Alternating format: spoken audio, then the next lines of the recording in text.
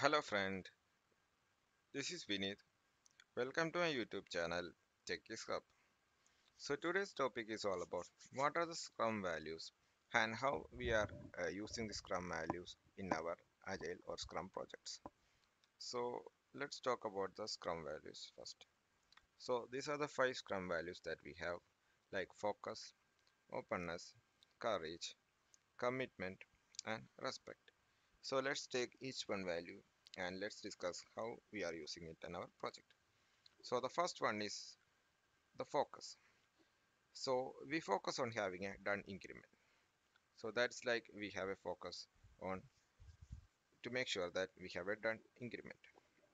And the Scrum events and artifacts helps create focus on inspecting progress and new information. And the another point is like we focus on a sprint goal to guide the team in what to deliver. So and the each role has a distinct accountability, so which helps individuals knows what to focus as their priority. And then the product backlog is an ordered list and that create focus on what is most important thing to do next.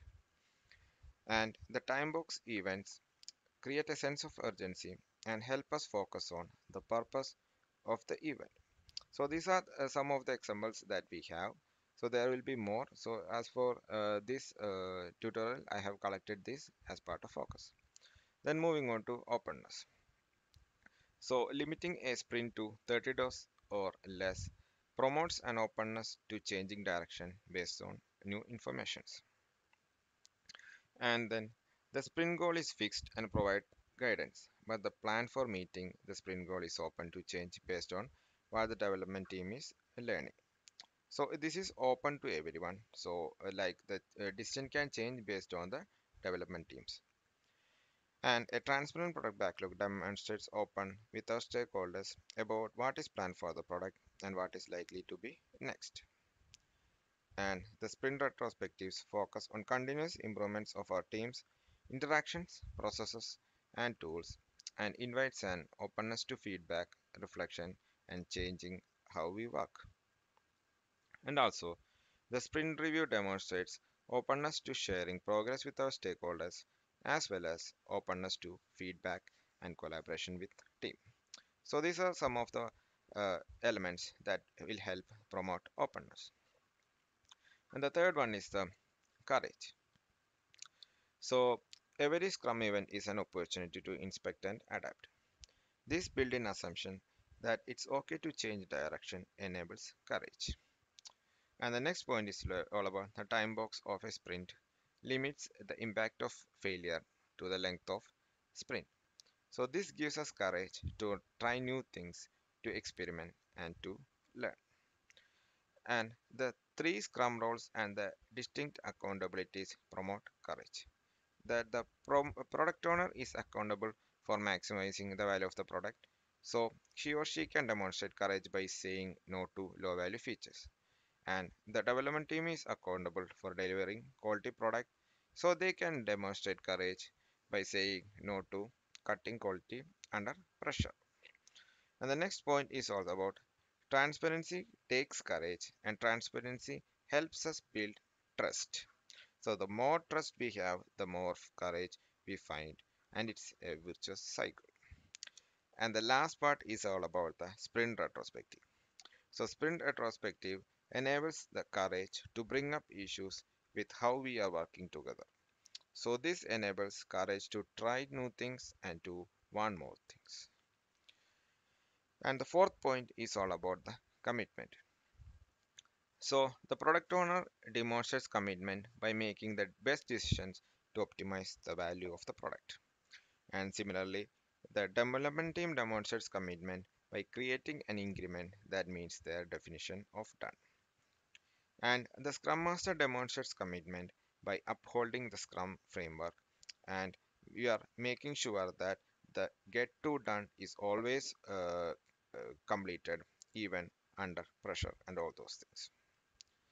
So delivering a done incremented by end of the sprint promotes a commitment to quality and continuous improvement. The product backlog enables a commitment to the transparency. The sprint backlog enables a commitment to the transparency of our progress. That's the Scrum team's progress. The daily Scrum is an opportunity for the development team to demonstrate commitment to each other. And the last is about the sprint retrospective, which promotes a commitment to continuous improvement as a team. And the last value, which is the respect. So the entire Scrum team attends all the planning, review, and the retrospective meetings. So this shows that everyone respects each other. And the development team is cross-functional, which means as a whole, it has all of the skills necessary to deliver a done product. This promotes respect for everyone's experience, skills, and ideas.